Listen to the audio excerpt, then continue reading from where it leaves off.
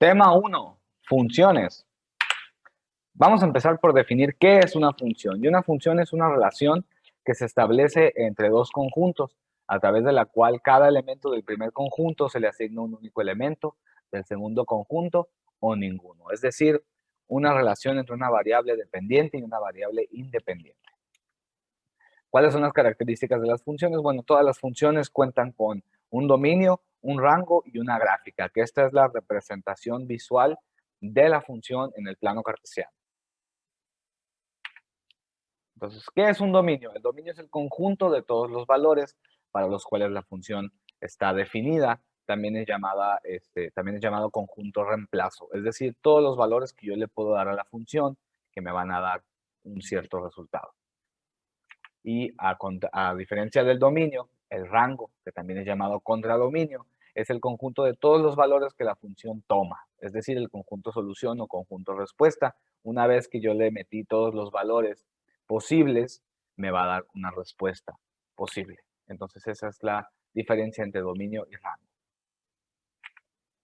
Existe algo también que se llama tabulación, que es el hecho de calcular los valores parciales para una función y compararlos en una tabla. Y esto consiste en darle valores a la variable independiente y con ellos calcular los valores de la variable independiente. Como lo podemos ver aquí en la imagen, tenemos una función y le vamos dando valores a la x, que es la variable independiente, y vamos obteniendo valores de la y, que es la variable dependiente.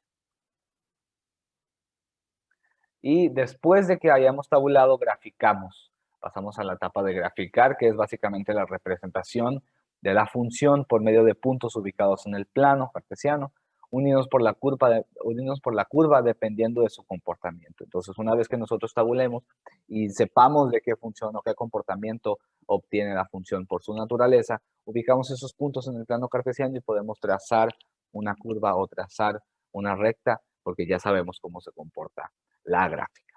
Entonces, una vez explicado todo esto, vamos a verlo con ejercicios un poco más prácticos en 4 casos diferentes, que son los 4 casos más comunes, para ver cómo se aplica todos estos conocimientos, ¿no? Entonces, ejercicio 1, empezamos con un ejercicio de función polinómica entera, es decir, puros polinomios que se están sumando, que se están restando, que se están multiplicando o que se están dividiendo entre un número. Entonces, empezamos con la función f de x o función de x es igual a 2x al cuadrado menos 1. Entonces, paso número 1, identificamos el dominio. ¿Cuál es el dominio? Bueno, por su naturaleza, todas las funciones polinómicas enteras tienen un dominio de todos los números reales. Es decir, yo le puedo dar cualquier número dentro de los números reales a la x y me va a dar un valor. La función me va a dar un valor, me va a dar un resultado, entonces no importa cuál es el valor que yo le meta o cuál es el valor que yo le dé a la x, siempre voy a obtener una y. Es por eso que el dominio de la función es todos los números reales. Y todos los números reales es lo mismo que decir de menos infinito a más infinito, ¿no? Abarca todos los mismos valores. Entonces, bueno, ya una vez que identificamos el dominio de la función, pasamos al paso 2, que sería tabular. Entonces, sabiendo el dominio, podemos tabular escogiendo los valores. Bueno, si el dominio de esta función es cualquier número, o sea, de cualquier valor dentro de los números reales, bueno, en este caso yo agarré tanto negativos como el 0 como positivos. Entonces, hacemos la tabulación, asignamos ciertos valores o ciertas letras a cada punto y vamos tabulando, vamos graficando, vamos evaluando esos valores en la función y nos van dando los siguientes resultados. Una vez que obtenemos los resultados de la tabla, yo aconsejo, personalmente a mí me gusta tabular me gusta evaluar 7 veces porque son pues valores suficientes para poder graficar al menos una curvita, ¿no? O al menos una parte de la gráfica. Entonces, una vez que obtenemos los valores necesarios o suficientes para graficar, pasamos al paso 3, que es graficar. Entonces, ubicamos los planos que ya calculamos, o que ya los puntos, perdón, ubicamos los puntos que ya calculamos en el plano y los unimos dependiendo del comportamiento de la función. Entonces, en este caso ya ubiqué todos los puntos en el plano y yo sé que una función polinómica de grado 2, o sea, una función cuadrática, pues tiene un comportamiento de una parábola, ¿no? Entonces, yo sé que por el signo del coeficiente que multiplica al término cuadrático es positivo, yo sé que la parábola va a abrir para arriba. Entonces, ya puedo yo graficar de manera pues, natural por el comportamiento de la función una parábola. Y una vez que haya graficado la parábola, una vez que haya graficado la función, paso al paso 4, ¿no? Que es identificar el rango. Y dice, identificamos los valores que puede obtener la función dependiendo del dominio. Recuerden que el rango son todos aquellos valores que te pueden dar la función, ¿no? Los resultados que podemos obtener al momento de evaluar el dominio, los valores en X. Entonces, en este caso, bueno, porque es una ecuación cuadrática, todo número, ya sea positivo o negativo, me va a dar un número positivo. Entonces, el rango de la función va a ser de -1, en caso de que X valga 0.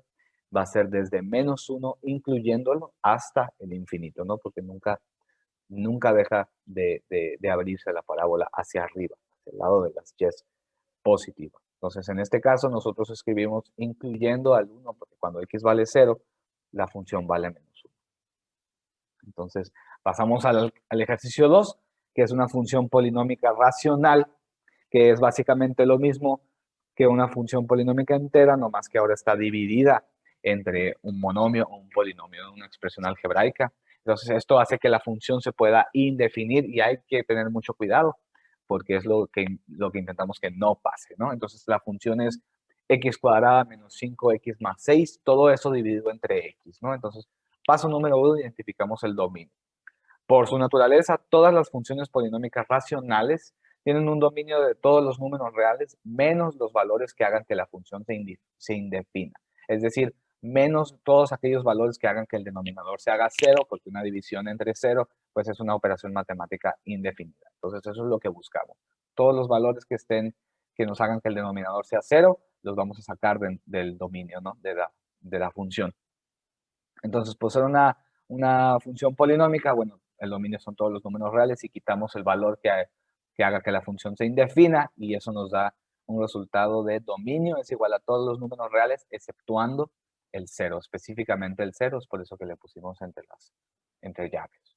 Entonces, bueno, una vez que ya tenemos nuestro dominio, hacemos lo mismo, vamos a tabular y yo sé que con el 0 la función se indefine, pero vamos a comprobarlo de manera en la evaluación en la tabla, ¿no? Entonces, sabiendo el dominio, podemos tabular escogiendo los valores, podemos agarrar cualquier valor excepto el 0, entonces yo agarro negativos y yo agarré positivos, le puse un nombre a los puntos y me puse a evaluar y esos son los resultados. Y como podemos ver en la tabla, como el 0 está exceptuado o está alejado del dominio de la función, cuando yo trato de graficar, cuando yo trato de tabular, me marca error.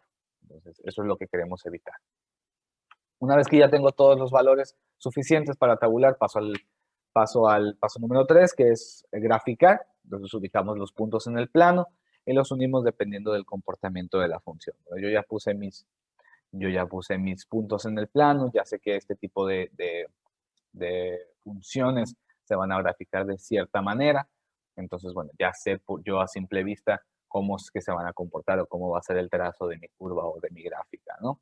Y paso número 4, identificamos el rango, identificamos los valores que pueda obtener la función dependiendo del dominio. Entonces, bueno, si yo pongo mucha atención a la gráfica, yo veo que los valores van subiendo desde menos infinito hasta el 10 negativo, incluyéndolo porque ya obtuvimos ese resultado en la tabla. Y luego deja de hacer la curva y vuelve a bajar. Y luego vuelve a empezar a subir desde el 0 hasta los números positivos, ¿no? O vuelve a bajar desde los números positivos hasta el 0 y luego vuelve a subir, como sea que nosotros lo veamos. Entonces ya esto se vuelve, digamos que dos gráficas dentro de una misma función. Entonces lo único que hacemos es graficar o identificar, perdón, el rango de la de abajo y el rango de la de arriba y las unimos con un conjunto, ¿no? Le ponemos una U de unión. Entonces, el rango de la de abajo es de menos negativo hasta el menos 10 incluyéndolo y el rango de la de arriba es del 0 incluyéndolo hasta el positivo. Entonces, el rango total de la función sería de menos infinito hasta menos 10 incluyéndolo, unión de 0 incluyéndolo hasta el infinito. Entonces, bueno, vamos con el ejercicio 3, que es una función irracional de índice par. ¿Qué es decir índice par? Todo lo que sea número par, 2, 4, 6, 8, 10, sucesivamente.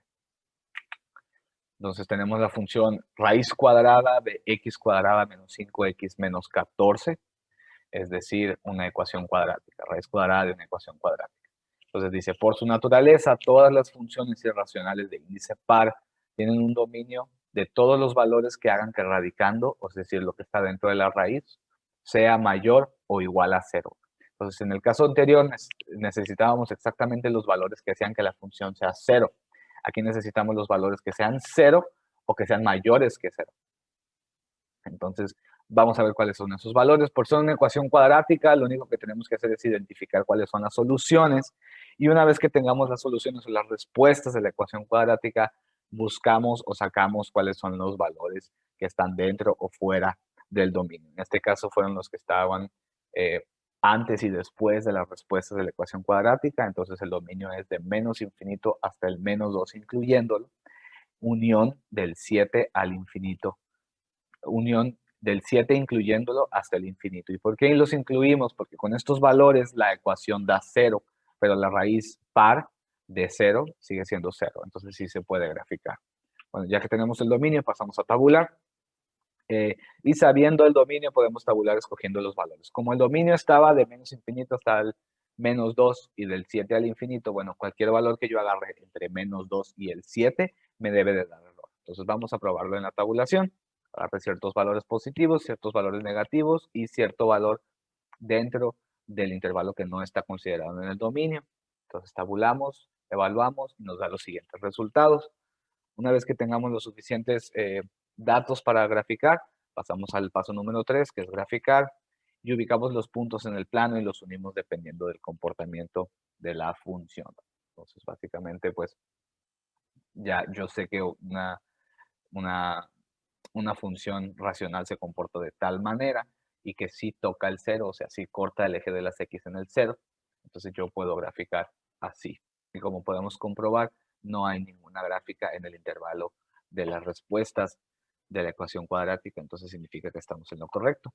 Y bueno, por último, identificamos el rango a través de la tabla, o a través de la gráfica, perdón, y podemos ver que los valores van desde el 0 hacia el infinito, ¿verdad? Acuérdense que el rango es en el eje de las y y el dominio es del eje de las x, y vemos que empieza con el 0, incluyéndolo, y termina hasta el infinito. Va subiendo de manera rápida.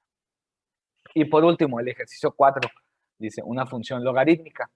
Entonces, por su naturaleza, todas las funciones logarítmicas tienen un dominio de todos los números reales que hagan que el argumento sea mayor a igual a 0. Es decir, que no sea 0. ¿Okay? Un número negativo o 0 no podemos realizar esa función. La función se indefine y tenemos la función f de x igual al logaritmo o logaritmo base 10 de menos 5x. ¿Ok? Ese menos 5x, lo que está dentro del paréntesis, nosotros le llamamos argumento. El argumento. Entonces, necesitamos que el argumento sea mayor que 0, pero no igual. Necesitamos que sea mayor. Entonces, ¿cuáles son los valores que hacen que el argumento se vuelva mayor que 0? Bueno, cualquier número negativo, ¿no? Como podemos ver, el argumento tiene un coeficiente negativo. Entonces, si yo le doy a las x valores negativos, bueno, menos por leyes de los signos, me da más. ¿Okay? Y a diferencia, si yo le diera valores positivos, me dieran valor, el argumento me resultaría negativo y ya la expresión o la función se indefine. Y eso es lo que tratamos de evitar. Entonces, bueno, ya calculamos el dominio de menos infinito al 0 sin incluirlo, porque si lo incluimos, el argumento se hace 0 y volvemos a lo mismo, se indefine la función. Pasamos a tabular. Entonces, yo sé que si agarro el 0 me va a dar error matemático. Bueno, vamos a comprobarlo. Agarro valores negativos, los evalúo y me dan los siguientes resultados. Le pongo nombre a los puntos y en efecto en el 0 me da error matemático. Bueno, ya que tengo los suficientes datos, paso a graficarlos y ubicamos los puntos en el plano y los unimos dependiendo del comportamiento de la función. Yo sé que el comportamiento de la función logarítmica te va a acercar mucho al eje de las y, pero jamás lo va a cortar. ¿Sí? Perfecto. Entonces, ya que graficamos, podemos identificar el rango. Y el rango en una función logarítmica pues es bastante sencillo. Son todos los números reales, porque siempre va de abajo hacia arriba subiendo o de arriba hacia abajo bajando de manera infinita, no nunca para.